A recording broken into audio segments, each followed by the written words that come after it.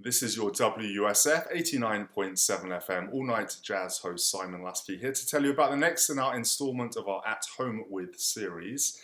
For US audiences, I'll be talking at home with Tim Garland in his studio environment.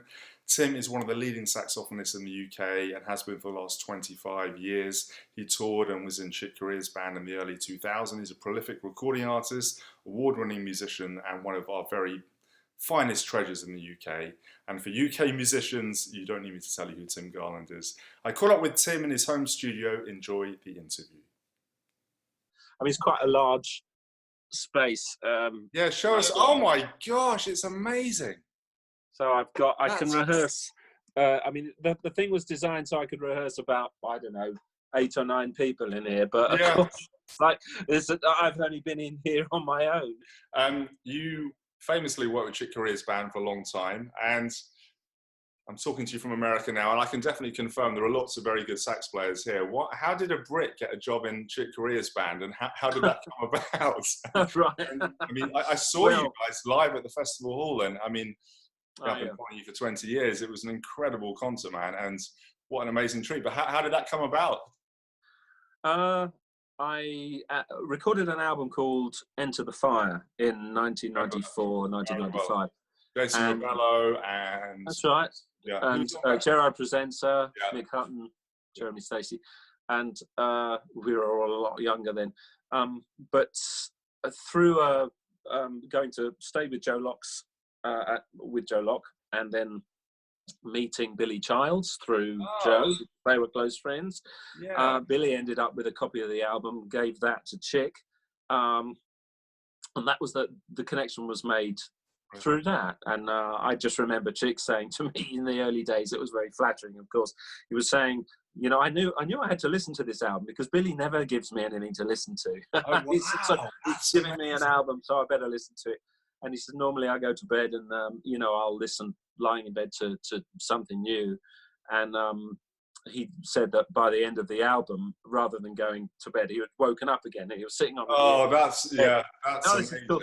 So that was obviously a great honour to be told that, back 20 years ago now. And that's such a compliment. So he was saying that his musical mind was so engaged by what you were doing that he couldn't wind down. He needed to, that's man. Well, that was very sweet of him, and he's a very generous man in the way that he supports others. I mean, to this day, I don't think any differently 20 years on. In fact, I don't think I've ever done a concert with him where at some point I haven't just really been taken aback and thought, wow, that only Chick would have done that, You mean in terms of a musical, like a there's always something in there, Can you tell us what?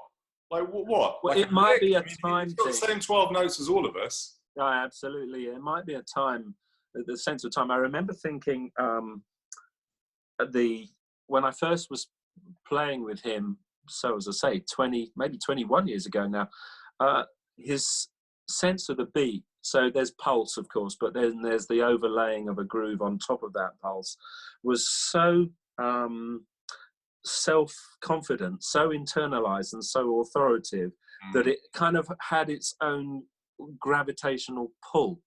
So it's like if Chick was there playing the piano, you would kind of feel yourself being pulled that way in terms of the pulse, the musical pulse, because that there's such a sense of authority coming from that pulse. Amazing. And you hear, obviously, with musicians of a similar caliber. So, for example, if Gary Burton was back there doing a duet and you were to join in, your sense of time would kind of be so informed by them, because they're so flawless, really, in that. And that's one of the biggest lessons I think I've learned, really. Do you think he worked hard at that, or do you think he was born with a sense of that, or a bit of both? Or do you have any sense of, did he have formative years where he locked himself away for 5 years when he was 12 to 17? or is it something he's just got and he really... You'll have to ask him about the details of the background, but I know that from an early age he was also into a lot of Latin American music as well, as swing, and I know he plays great drums. And really? Oh yeah. So he was playing drums for quite a few years. In fact, I think he was telling me at one point that he got so fed up with turning up to venues where the piano was so awful. Oh, wow. And he just wanted to kind of turn up and play his own instrument, you know. So he started to actually gig professionally on drums, you know. I think that's great, because a lot of great players do play drums as a second instrument extremely well, and it informs the way they play. And a lot of great drummers also play pretty good piano. Yeah, I was thinking of Jack DeJohnette, I mean, there's quite a few, aren't there, who are... Yeah, those who arrange, for example. And so it's just, it helps inform your decisions, you know, whether even the tuning of your drums and the ride cymbals you might choose. You can kind of tell those people who are so wonderfully attuned to everything that's going on in the band. You know, Brian Blade is another person who kind of has that magic. You can sense from a distance that he's listening to absolutely everything that's going on in the band, and coming from a position of listening first. Yeah, right. Yeah. But being a musician first, and then doing whatever he needs to add with his instrument. Yeah. It's a wonderful learning experience, playing with musicians like that. Well, with the Chick thing, and this is, I guess, hard for you to answer, but I feel that we're in a time when I try to cherish all these guys, whether it's Keith Jarrett, Pat Metheny, Herbie, Chick. I mean, they're still with us. They're still all operating at an incredibly high level.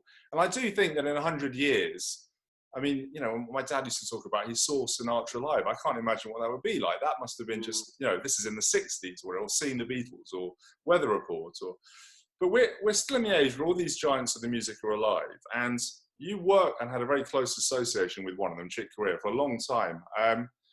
How quickly did you get from, you know, history books will be talking about Chick Corea. How quickly did it get from, oh my gosh, it's Chick Corea, to, right, I have a job here, I'm a side man in a terrific band, and D-7, so that's what I want to do on there. And did it quickly become to that occasion? Would you look in on yourself thinking, oh my God, I'm touring with Chick Corea? Or did you get over that quite quickly? And that's a sort of multifaceted question, but I'm wondering your self-consciousness. On the stage, it was all really about the music. So, and it wasn't a duet, you know, of course, it was every member of the band that you felt responsible, you know, for. You wanted to do your best for them.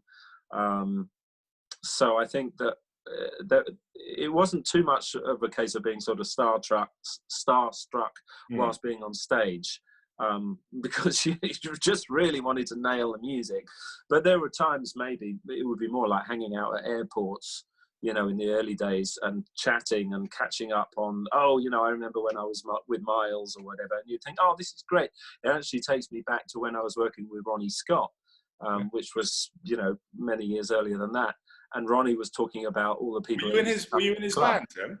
For a while, yeah, because Dick Pearce, the trumpet player, he had a bit of time away from working with Ronnie, and so Ronnie asked me to be a second tenor player in the band, you know, for a little while. Cool. And I was 23, so that was quite a big kind of, you know, kick for me. And I was working at Ronnie's a lot, and I used to, of course, all the staff there then got to know me. Now it's going back quite a way now, but I used to just be able to walk in and listen to whoever was on. And that was, again, a really great learning experience. And of course, when you're talking to people who have met all of these people who maybe have passed away some time ago, you know, including some famous people who are still with us, like Sonny Rollins, Sure. You feel as if you're tapping into a source. And it is a precious thing, because everything is impermanent. You will one day be thinking, wow, I'm so glad I heard this person, I met this person, or whatever. And yeah, it's important to see if you can, I don't know, take it as sort of nutrition. See if you can build upon it. You know, what's the lessons that they learn, and I really like that. And Chick is probably a nice guy. I get the impression. Oh yeah, yeah. I mean, it's. I think it's all about the music. And one thing which I remember feeling about being with John Taylor. Not that I played with John very much, but Right. these people who had got to sort of an elder statesman kind of thing, but they had a very childlike quality about them, and as if they were playing things for the first time, you know. And I feel that about Chick even now, and I think that that's what I would like to be like, you know. And I'm sort of halfway through my 70s, trying something and being surprised by it, and being, you know, sort of in the now, in the moment, and not being, you know, because if you don't do that, as time goes on, you can easily become a little tired of yourself, tired of your own limitations, tired of, I don't know, some of the things which you keep coming out with, you know. And it's rather like one needs different methods to try and keep a sense of self-surprise. I really like that. I was talking to some young students the other day, and I mean, they hadn't some of them hadn't, they were 19-year-olds. Many of them hadn't heard Bitches Brew. A lot of them hadn't heard Beethoven's Ninth Symphony or any Mahler. And it was just, I mean, I was just kind of like looking, I was so jealous. I'm like, I mean, I still listen to all those three and get huge joy from it, but it's never going to be for the first time again. And you're right, there is something about trying to retain that excitement of when we were 14. And the teenage years are so important, aren't they? They say that the music that you love then is actually the music that kind of stays with you. And yeah. I was just talking to these young people, and one of them said they hadn't heard In a Silent Way or Any Weather Report or Bitches Brew. And I was like, your summer's going to be incredible. Yeah. Well, you hope that. It's also interesting that I know a lot of jazz musicians feel the same, that they go between talking and referencing about classical music and jazz music in the same sentence. So you're talking about Mahler and you're talking about Weather Report. You know, to me, I'm used to conversations like that, but I think that people who like jazz, you know, as listeners, perhaps more than the players, are sometimes quite surprised by the way that we toggle between talking about classical music and jazz, as if it's all just on a sliding scale, you know, one and the same thing. And I'm in agreement with you. I mean, I listen to a lot of classical music as well. And I think that if you're a deeply appreciative musician, you can go between genres, you can bounce between them, because it's all food, isn't it? You know, Nice. Duke Ellington would no doubt agree, because he said very similar things. You know, there's only two types of music, you know, good and bad. Good and bad. Which can segue me nicely to my next question, because I was, just before the interview, I was thinking of the different situations and working environments I've seen you in, and let me try and frame this question as a massive compliment, because it is. If you take Paul Desmond, did Paul Desmond ever play soprano or tenor or baritone? I mean, maybe he did. Oh boy, I don't know. No, I don't know either. I just think alto straight away.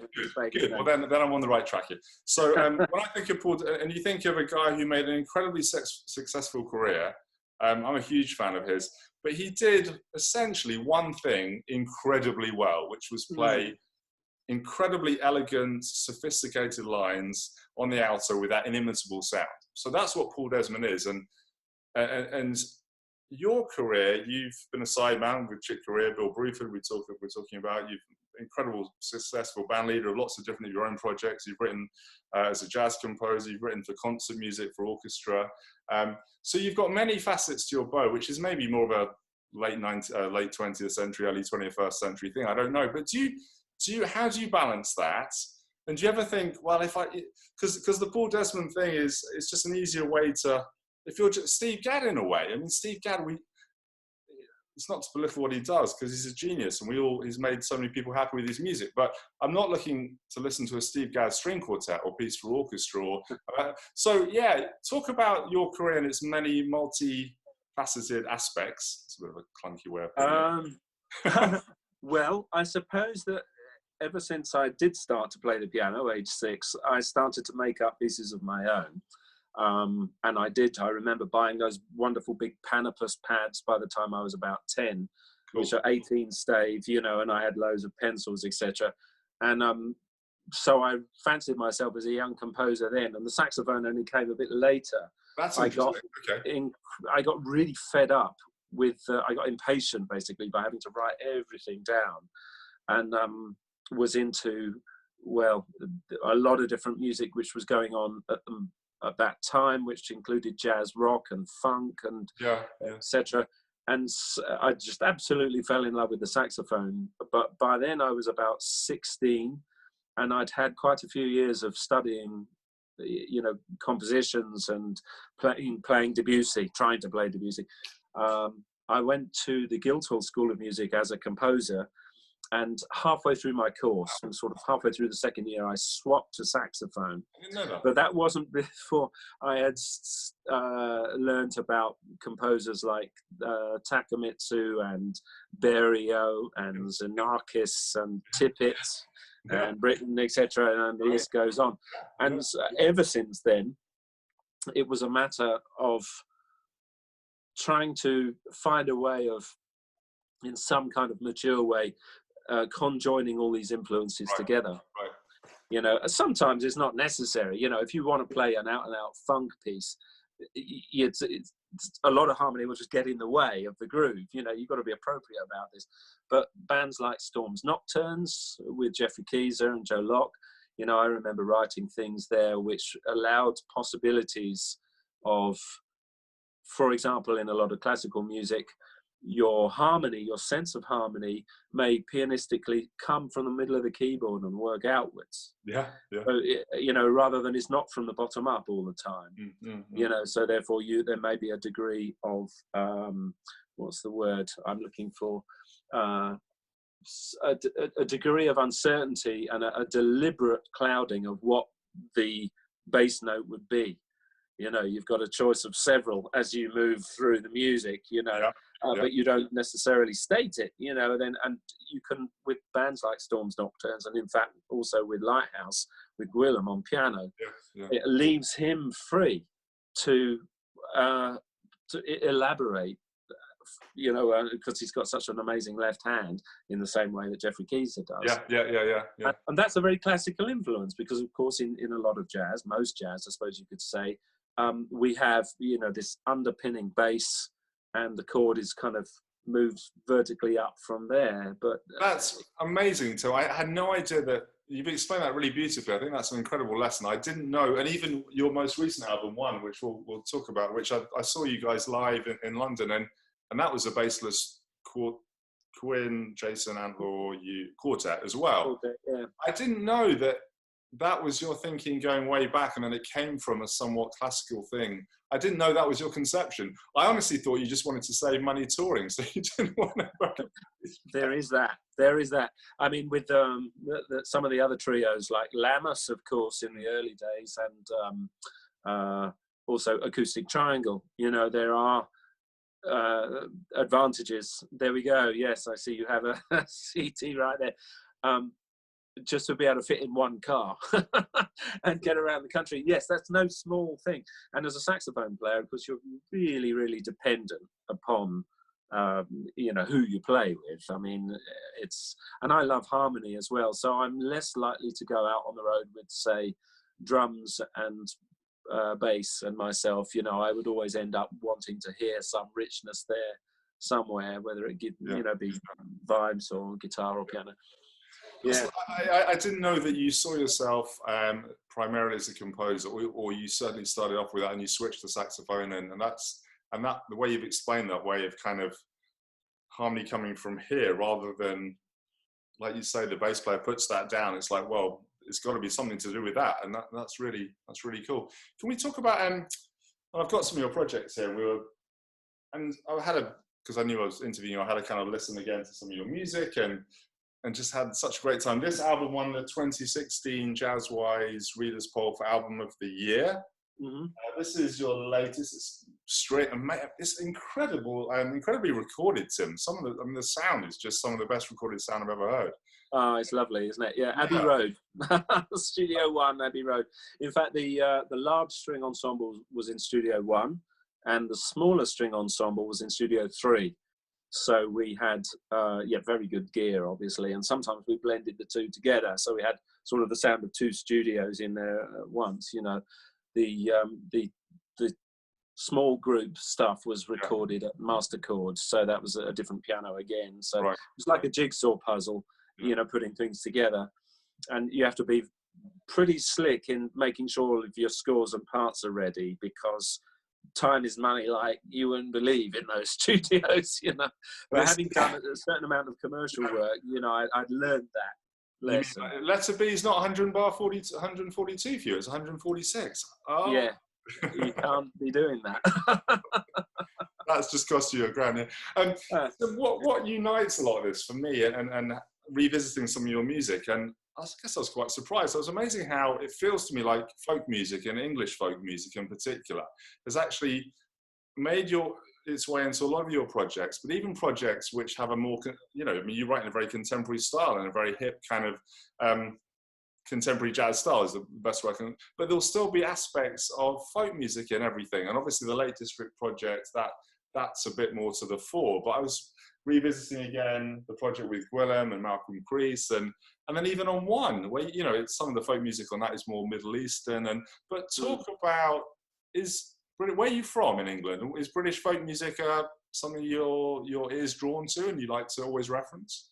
Well, I'm from Kent originally, and I think the classical background kind of, it helps you see the value of roots from the perspective of a lot of other composers. If you look at other composers such as Bartók or Brahms, you know, they'll have a way, or Ravel, they'll have a way of looking backwards in order to look forwards. You know, they'll have a way of referencing strong roots from the past, and it may well be from their own culture. I like to feel that jazz doesn't really have an address so much anymore. No. It's not the property of New Orleans anymore. You know, in fact, the whole word is, as we sometimes can say, the word can be a bit too much of an umbrella word, which has become a little bit unsatisfactory now, I guess, maybe a bit outdated. Reinvent a new one now and make sure everyone uses it. I wouldn't like to try. Send an email to everyone. I was just listening to some of the stuff on Edition Records, which of course is a wonderful label which has grown and grown. And when you hear some of the stuff coming out of the Nordic countries, you know, like, you know, Sweden and Finland and Norway, etc., and you think that, again, they are referencing something which is part of their culture as a sense of spaciousness. I mean, you hear that in the music of Sibelius, don't you? That you can hear this sense of place. And I suppose I have always had a love of, say, English string writing. Okay. Burton and Tippett, etc. Yeah. And that comes from listening to that when I was 11, 12, 13. My father had, you know, records he had put on. And I suppose when you are interested in a certain amount of musical complexity, as I always have been, with, you know, lots of harmonies going on, there has to be something which just goes right to the heart. And whether it's like a music from, you know, spirituals or the blues, or yeah, of course, yeah. I remember when I first met Don Patterson, who, of course, he's a very famous poet now, but is a wonderful guitar player. And we started the band Lammas, which ran for 10 years. And Don would play amazingly sort of simple folk tunes from Scotland, for example, but the way he would harmonise them would be incredible. So when was that? That would be about 1990, maybe 1989. And I remember that chimed back. Even before that, I was listening to Jazz Today, Radio 3, with Charles Fox, if you remember that far back. I don't. And well, you'll be able to find it somewhere. But in the archives, there would be a lot of jazz from all around the world. And if it was a school night, of course, I would have to listen to it in bed. That's how young I was. I think perhaps it started at 9:30 or 10 or something. And I remember hearing Tony Coe playing a folk tune. I can't remember what folk tune it was, but he went on, he played it, and there was this sense of kind of just this primary solidity about the folk tune. It is just like a piece of granite, you know. And then, of course, from that came these embellishments. And I just remember listening, lying in bed, being completely transported by that. Tony, by the way, of course, I'm from Canterbury, and Tony lived literally down the road. And so I'm quite sure I made sure to stay up and listen to it then, because I don't know, I was probably 11 or 12. Yeah. And so these early experiences of listening to Tony and meeting Don Patterson and playing with him, it gave me a sense of, yes, in a way, this is it's kind of a bit like the blues in that sense, that it comes from, well, actually, it comes from a place of human suffering. In a way, you know, these songs, they go back, they're part of our bone marrow somehow. But it's the thing that you've chosen to hang on to as your identity for the reasons that you explain really well. I mean, I think that's really nice. That was a kind of something you said I want to jump on, because it's kind of leads to my next question, which is, you said that you use folk music sometimes as, you know, you love harmony and you have a sophisticated harmonic language, which is the world we all operate in. I mean, all the music we're talking about is a pretty sophisticated language, but you're using folk music, or your melodies, which you know, have similarities to folk music, as your kind of earworm, is your point of to give the listener something to kind of get into your rich language. Yeah. My question is, and I always ask this to leading musicians, is, when you're composing, like, are you ever concerned that we write for each other? And do you think that you see and hear that on the scene, either in the UK or abroad, or just the jazz world? And if you do or hear or see that in terms of us writing music that our musician friends will think is really clever, do you ever in the composing process think, hang on, just take a back step, I've got to give the listener something to hang on to, whether it might be a folk music or a kind of riff or a groove or a little kind of whatever it might be? So yeah, I wonder if you could talk a bit about that. Yeah, for sure. I mean, I want that myself. I don't really think I'm doing it, you know, with any sense of reluctance. As, I suppose I better kind of throw them some candy. You know, it's much more like, well, where is the pin here? And listening to, say, compositions by Michael Brecker and Don Grolnick, for example, there would be those moments where things would get quite sophisticated, but there was these fantastic and quite simple hook lines which would just get you every time, you know. And obviously with Zawinul, I mean, I'm talking about all the music that you know well. Of course, in the 80s, when I was really listening to a lot of stuff, that's when a lot of the things sank in the deepest, I think, from the early 80s. And I don't think that I'm doing this for the listeners' point of view with any compromise at all. I mean, I know how to do that, because as a writer, and I, you know, when I'm writing more commercial things for someone else, then I'll make sure, you know, you need to keep the melody nearby all the time. But I think I'm kind of hooked on melodic ways of thinking anyway. So it's not hard. It's for you. It's not for anyone else. That's okay.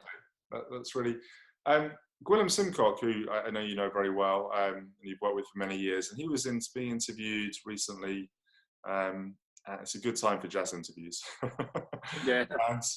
And he talked about, because Gwilym teaches at the academy, or I know he's in Germany, but I think he teaches at. He comes over and teaches at the Royal Academy. Yeah, and he was saying that a lot of what he's hearing, I don't want to quote him exactly, but a lot of young jazz students are very adept and skilled in complex grooves, and they really can master incredibly complex rhythmic things. But he feels that harmony is being sort of superseded a bit, maybe isn't as important as it was in the music that we've been talking about. Certainly your music, Weather Report, I know Steps Ahead is a band you really like. I've heard you talk about them. And do you teach at the moment? Have you got teaching positions? And do you hear that in the new generation, the young guns, that they're kind of slightly more concerned with groove than harmony? Is that a fair assessment, or am I off the mark? Gwilym said that harmony is where the emotion is, and I feel the same. And I listen to some contemporary jazz, and I don't hear enough harmony, so I'm kind of not as engaged as I might be in. Well, there are many parts to that question. I think that harmony often is where the emotion is, but it's not exclusive to that. I remember, talking about the first time I was playing with Chick, that was also when I started to play with Jeff Ballard, wonderful drummer. And I just remember feeling so much emotional connection to his grooves.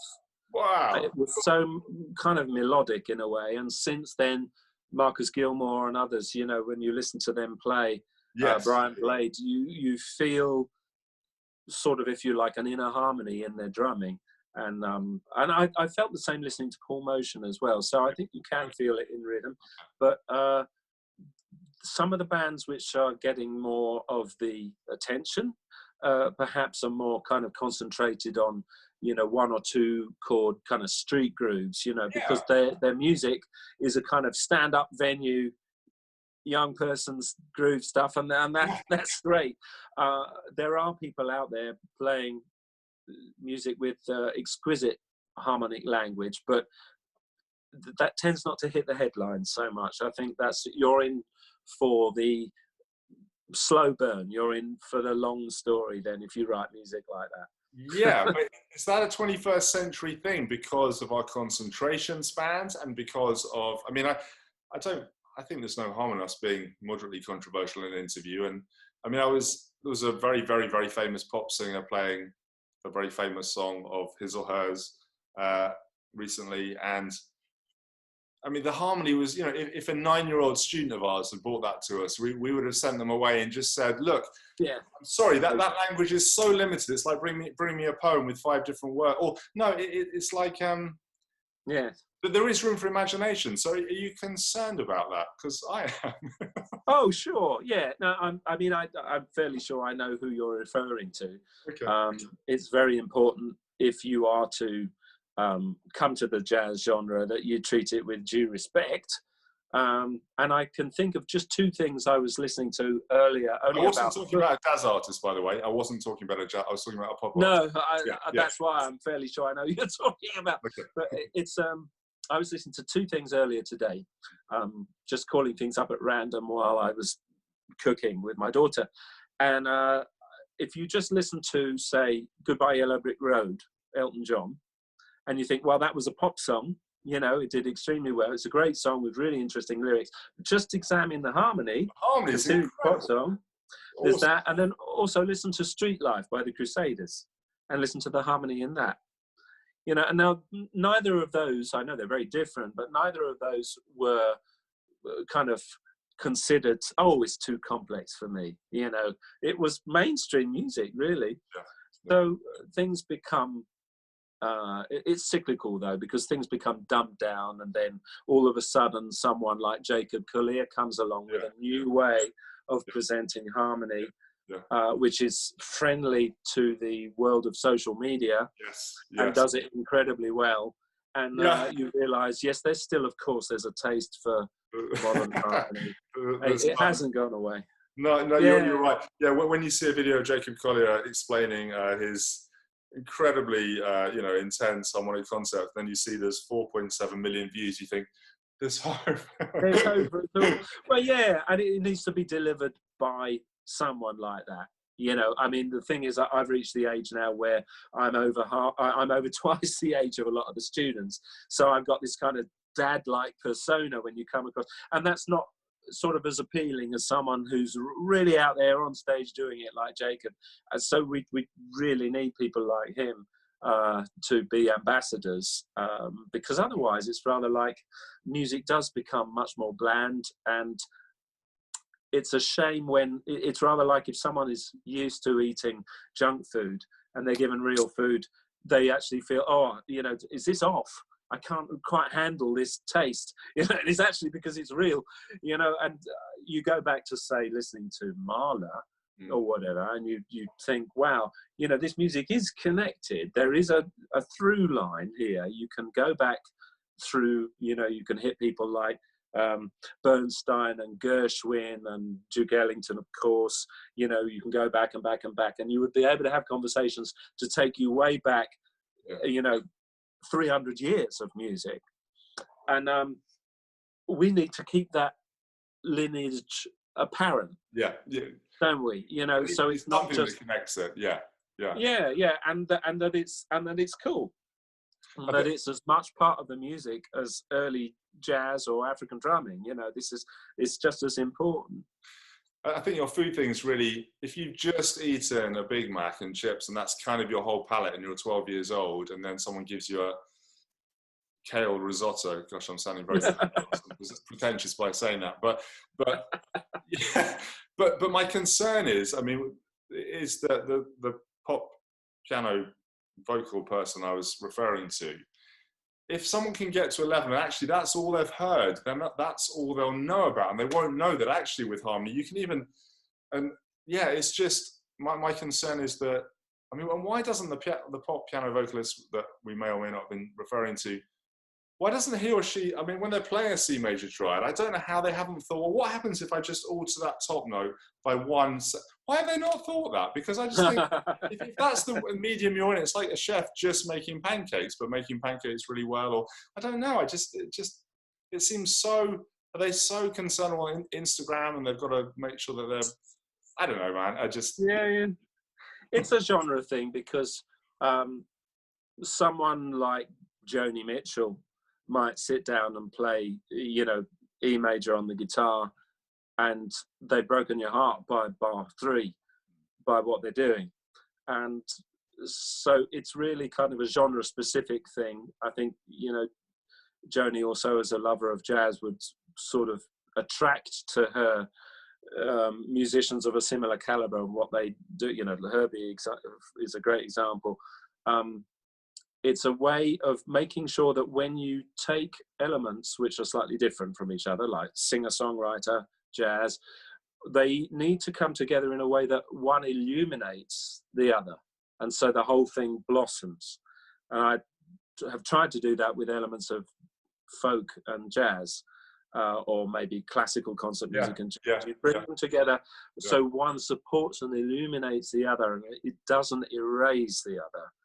And it's a fine line, and it's quite easy to sort of do that, and so it feels as if one is demeaning the other or just paying lip service to the other, because there's no apparent knowledge of that. You know, so if you do choose to be eclectic, you really do need to love what you're trying to conjoin, and you need to do your homework, and if you can't do it yourself, find someone else, you know, to play the piano part for you.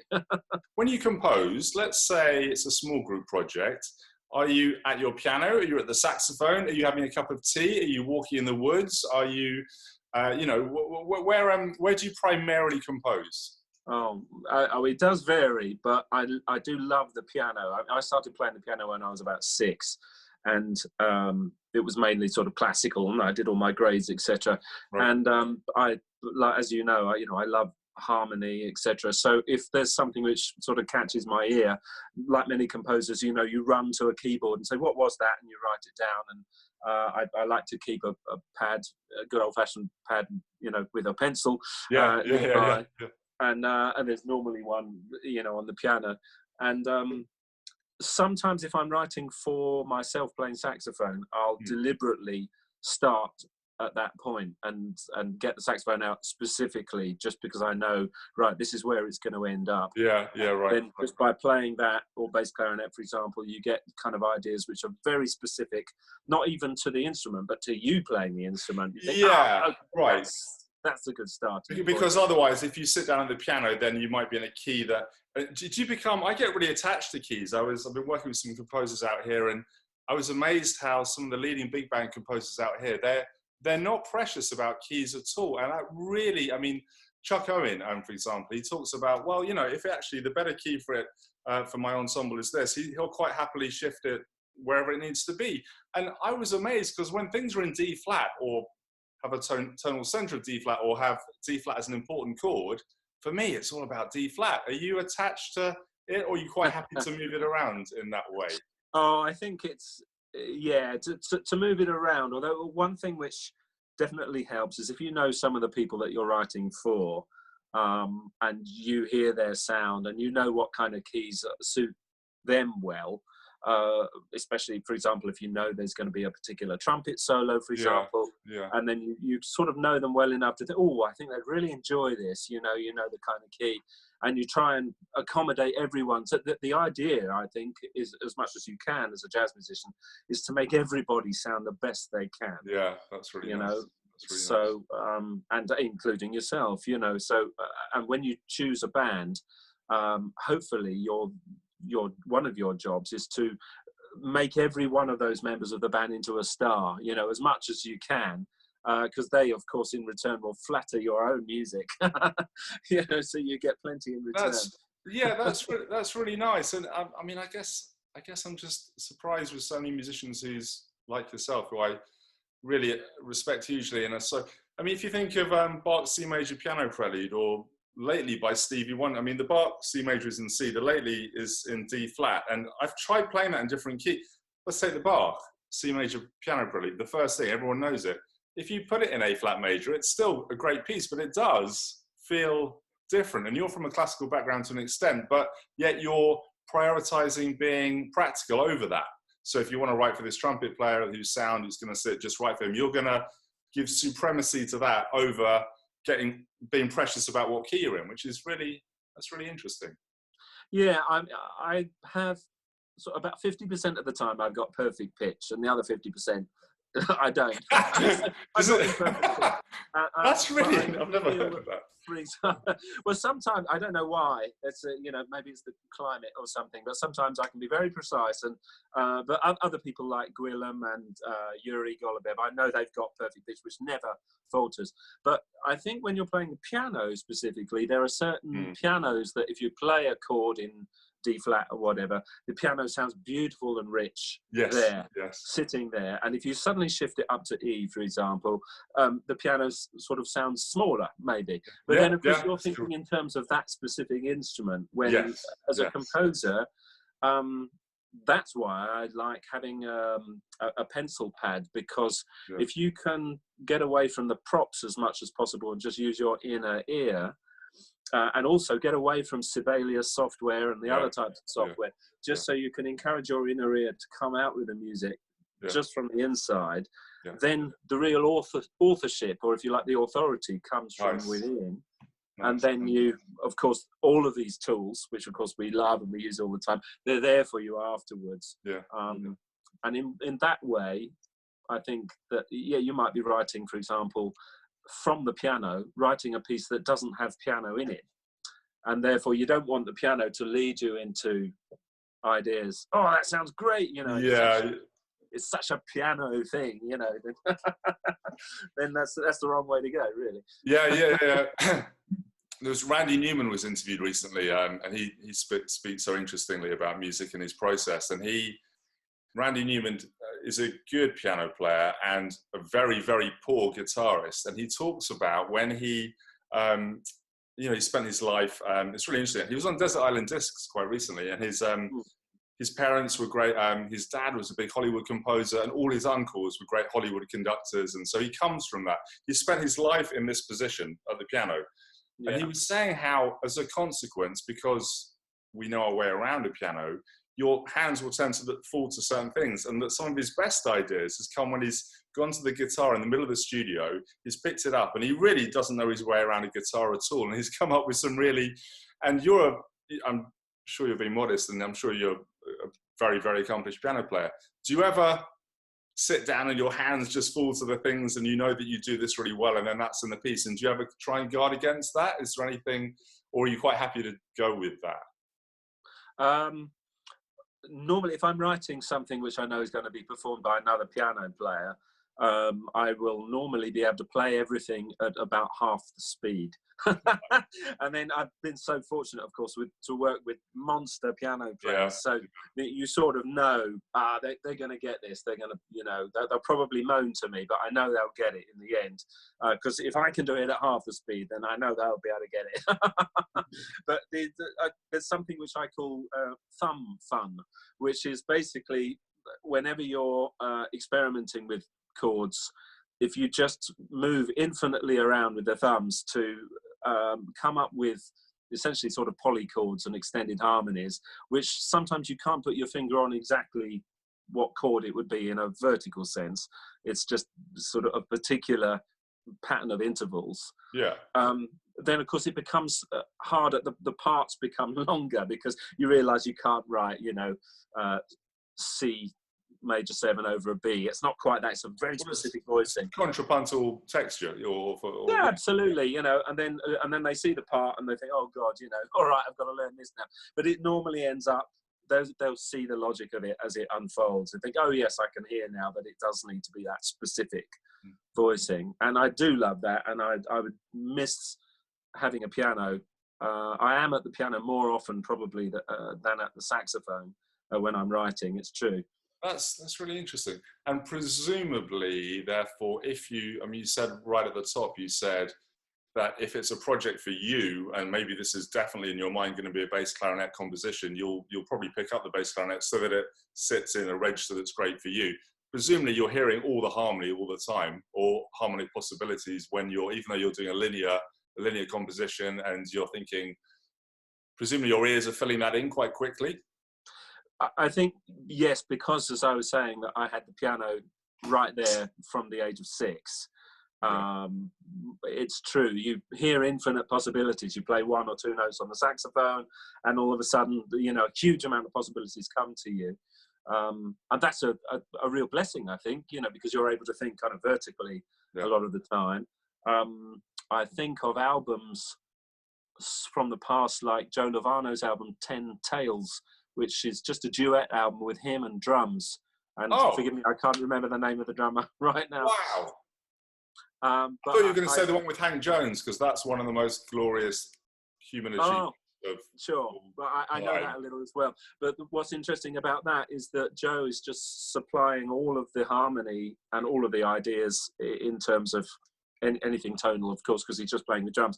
But you can hear there is such invention and harmonic implication in everything that he's playing. So although it's kind of, sort of monophonic and linear, it's so much more than that. And I greatly respect saxophone players who can hear that. Of course, Coltrane could do all of that too. Yeah.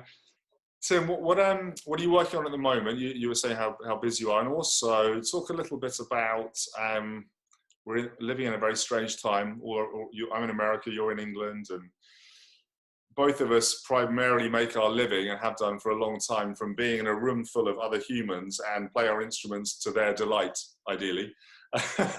And it still seems like that's a little way off. I mean, that there's things happening here in the States, and they're partly opening, but I can't see concert venues or us packing out Ronnie Scott's in the sort of near future. So yeah, what are you working on? What are your current projects? But also, has the current climate made you rethink or any of the way you work, or any, you think maybe I should write more because we're not sure when we're going to tour again? And yeah, just wondering what your current thinking is, really. Sure. I am really quite busy. There's a project of mine which I started 4 years ago called Refocus. This thing. Yeah, you may recall there's an album from 1961 called Focus. Yeah. So that's right. So I did a sort of a take on that.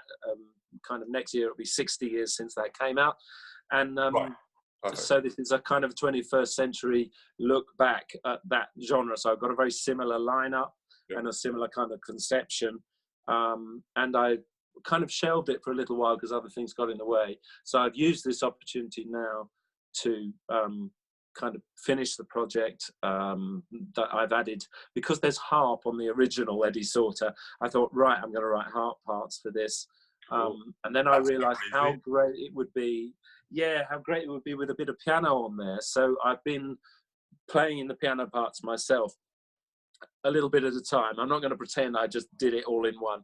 I can just sort of keep repeating it until I get it right. You've done it publicly now in an interview, so now we know. Yeah. Okay. Well, I mean, I've been so lucky. Think of the piano players I've got. Gwilym, Jason Rebello, Pablo Held. Yeah, you're in pretty good shape. That's right. So I'm not, but I thought, because of lockdown and because of the way things are, I'll try and put the piano parts on myself. so that's nearing completion, and that will come out in September. And I'm Tim, really sorry, excited. is that you rewriting that music, or just purely playing the same music, or is it a project in with that as an inspiration, but your own music? Absolutely, the latter, what you just said. So there are 7, or is it 8, movements on the original. So I've based new pieces of music on the old Focus album. And one thing which interested me is that Stan Getz is playing. He did have some idea of what he was playing, but there was no kind of official melody. And he's nothing if he's not a melodic player. So he was kind of semi-improvising his way through these scores, which was a small sort of chamber ensemble of strings. And but sometimes he would play things which I felt the arrangement was pulling out of him, things that maybe he wouldn't play so often. You know, he's got a very established language, hasn't he? Absolutely. So those moments that the music has inspired him to really take a twist. Yeah, wow. Quite often it might just be 3 notes, and I think, that could be a seed for a new piece. Wow, I love it. You can hear, if you want to listen, buy my album. I will. Listen to the original, and then listen to mine. I can see what he's done. Also with certain string techniques that Eddie Sauter used, I love that idea of spiccato, or the tremolando here, and you think, yes, I'll use these ideas. And in the similar way, I only in 1 or 2 pieces I've had very much written out at all. I've just improvised and think, that sounds pretty good. The only exception to that is that the first track of the original is called I'm Late, and it sounds very similar to the I'm Late song from Disney. And it's also a kind of a reference to Eddie Sauter's early years studying with Bela Bartok. Wow, I didn't know that. And it quotes Bartok, so it's like Disney and Bartok. So I thought, what I do in that case, I transcribed it, right, and so more or less note for note, including the Stan Getz solo. That first piece is just a homage, if you like, to that. And then from then on, I spin off into my own world. I'm very glad I didn't see any scores, but I've since been in touch with the people who had the original sort of scores. I was going to ask, is Eddie Sauter still alive? Is anyone from that session alive? No. I don't know about the session in total, but Eddie Sauter died quite young, I believe. Okay. But I've been in touch with the great people at the university where the original scores are, and it's real old school professional orchestrators, so in a way it's written very, very fast with lots of kind of arrows saying, right. kind of ditto, but you can tell this is a guy who could hear it all, and it needed to be done by the end of the evening. So wow. When you hear the recording as well, you can hear it's a little rough around the edges, actually, if I'm to be honest. Well, the players weren't as good, I don't think. I think the players are better now. I mean, yeah, probably. And but then, so actually transcribing the whole thing by ear was like, well, what shall I do there? What do I think they meant? And you transcribed the whole thing. Yeah, I transcribed the first movement, and then I transcribed bits and pieces of the other movements, just to understand what was going on. But then I deliberately wanted to make a point of saying, no, this is my music. I'll do my own take. I'm not trying to pretend to be Stan Getz or anything. And to hear with 21st Century is where this genre has gone, because it was a sort of an underground hit in 1961. It was sort of jazz with strings, but it was kind of a little bit more like film music, and a little bit sort of psychedelic, very romantic and nostalgic, but it kind of almost kind of edge as well. Yeah, that's the thing. It's not all sweet and kind of sugar coated. There are those at the time. That's really, was it, just get my timeline right here, 61, so was that before the Joe Beam albums and the collaboration and the Desafinado, or was it after? I can't I think it's after, but we better have a look. We should. I can't remember. My jazz book and have a look live on. But I'm not like an aficionado here, but I was fascinated by the fact that Stan was given these arrangements. So, right, do what you want on on this. So in a way, Eddie Sauter had to be very sort of generous and say, look, this is my offering. This is the platform I have for you. So I've enjoyed, for example, only using the piano as another part of the orchestra. So there's no piano comping. So all of the comping comes from written parts. Yeah. So the degree of notation is far, far higher. Yeah. You know. But I've got also Asap Serkis and Yuri Golubev playing, and they're soloing quite a lot as well. So it's that trio with lots of other things. What has that happened? Sorry, have you recorded that, or it's going to happen? Yeah, that's recorded ages ago. So in fact, some of it was recorded at the same time as Weather Walker. Cool, got it. But I've only just got round to, you know. So that's the main thing I'm working on. Yeah. I'm doing a few things with Geoffrey Keezer. We're kind of working on a couple of duet things. And the good thing about this piano is a disclavier. So Jeff can send me MIDI files. And Jason Rebello has done the same thing. And this piano, you know, I've got some rather nice microphones, and the piano, it just sounds beautiful. It's actually quite an emotional experience because of lockdown, etc. You know, like this morning I stuck. That's amazing. Yeah, so I put on some stuff that Geoffrey had just sent me, and just stood by the piano watching all the notes go down. And it was just breathtaking, and it felt like Geoffrey was here, you know. And just for our listeners, so you're saying that Geoff Keezer put something down and then sent it to you, and then your piano is playing, and with all the rubato of Geoff Keezer. Oh, absolutely, yeah. Oh my, that is absolutely incredible. I've done this with Jason Rebello already. If you go online, there's a couple of things where he's filmed himself playing, and I've filmed the piano, and you can see all the notes going down. I mean, disclaviers have been around for a while, but what's nice now is that they catch the nuance in the player. So you can sit there at the piano and watch different people's techniques whiz by. You're saying you actually got an emotional response because Geoff Keezer can't be in the room with you right now. So you actually, that's quite powerful, man. That's amazing. Yeah. You know, it's you feel quite tearful sometimes. These great, you know, I've had the same with Jason, where the music is sort of pouring out of the piano in your room, and you're on your own, and you think, "Wow, I'm lucky," but I so wish they were here, you know.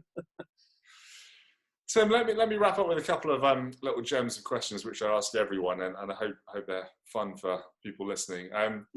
What's a jazz solo that always makes you smile, and what is a jazz composition that always, without fail, makes you smile? And it can be super highbrow, super lowbrow. It could be anything, just something that always makes you smile. Not necessarily your favourite or the best, but which always. I can think of probably think about 10 straight off the bat. Cool. I can always remember, for example, the Keith Jarrett solo on My Song. Yeah, is it that, or is it the first piece? Can't remember what that's called. My Song is the really simple. It's in C, and his. Yeah, it's either that or Questar. It's the first piece. The name of the first piece, I can't remember. What is it called? Questar. Can't remember. That rings a bell. I'm not sure. But there's actually almost any of the piano solos on that album will make me smile. The first saxophone solo I ever learned, I mentioned Street Life. You know, Wilton Felder. That will always make me smile. Oh, nice, man. That's so cool. I think he was put on this planet to make people smile, but I think that's... Yeah. Oh, what a wonderful thing to say about a musician. That's great. I can think of Chick's piece, Love Castle, which the duet, there's a Gary Burton Chick Corea duet album where Love Castle is one of the pieces. And I was lucky enough to do an orchestral arrangement of that many years later. That particular piece is so filled with joy. That always makes me smile. Was that the Crystal Silence album, or was it something? Yeah, there's an album I did all the orchestrations for called The New Crystal Silence. And you got a Grammy for that? Was it? I did. Well, I mean, a team of us got a Grammy, so I was lucky enough also to receive one. That's right. Yeah, so that's my Grammy. Amazing. But I should say, because it's never far away from my desk. Now, if you want to score Right, let's see. Can you read that? Henri Dutilleux, yeah, he's incredible. I know Gwilym's really into. Yeah, we can see that. Yeah, good. There you are. That's my message for young composers. So, do you think there's more harmony in that score than in the piano player we were talking about earlier? Yeah, just a little. I mean, that's a particularly good example. Okay. But there are moments, and this is a very interesting topic.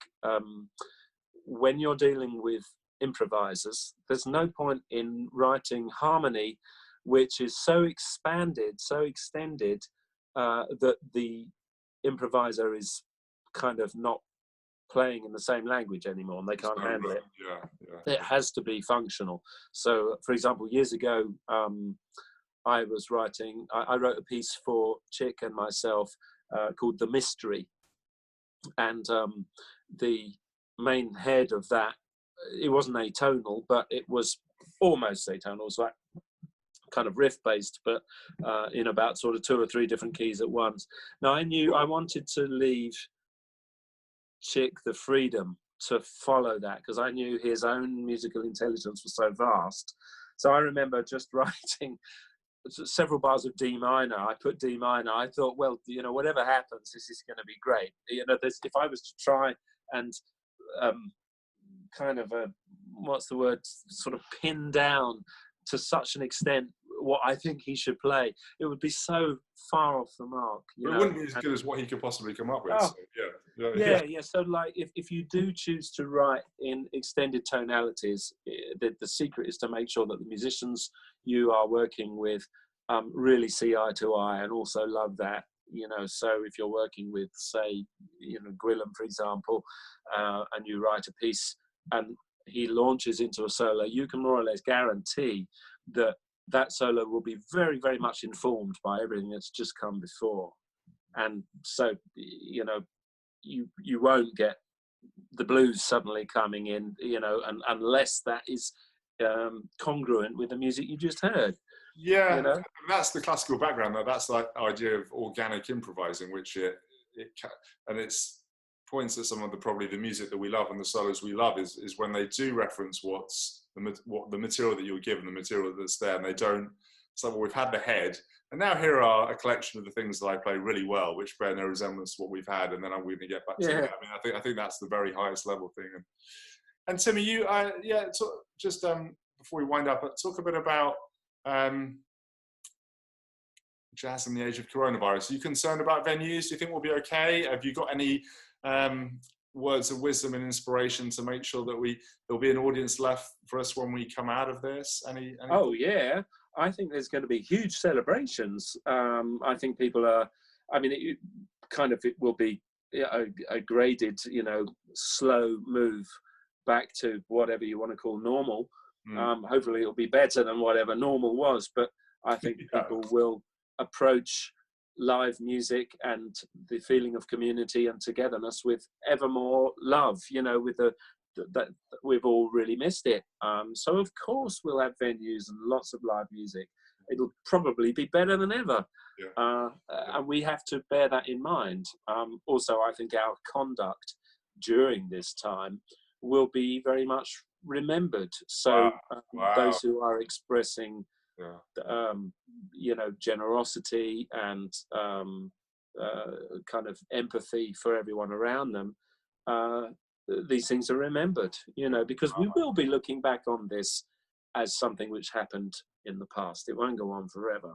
Even if it goes on for a few years, we'll be looking back at this and we'll be saying, what did you do during this time?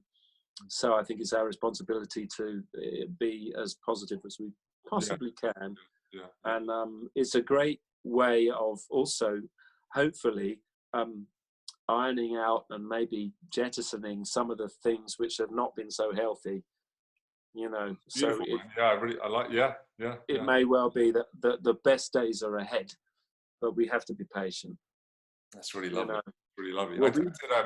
I did a gig today just before we interviewed. It was for a church gig which I have out here, and I'm in the south of the States, and the church gig is a real thing. Most musicians have them, and mostly jazz players, and they're mostly really good players playing contemporary pop gospel-y music. It's great. But you know, I usually, my church gigs on a Sunday morning, having done a week of study and lectures and classes and a ton of gigs, and then it's like you've got to get up early on a Sunday. And today and recently, I can't ever imagine complaining about a gig again. It was so much. I can't believe how lucky we are. I just, I was playing with some great drummer today, and just thinking, my gosh, I'm one of the luckiest people in the world. This is incredible. And don't let me ever moan about this, because it's a privilege.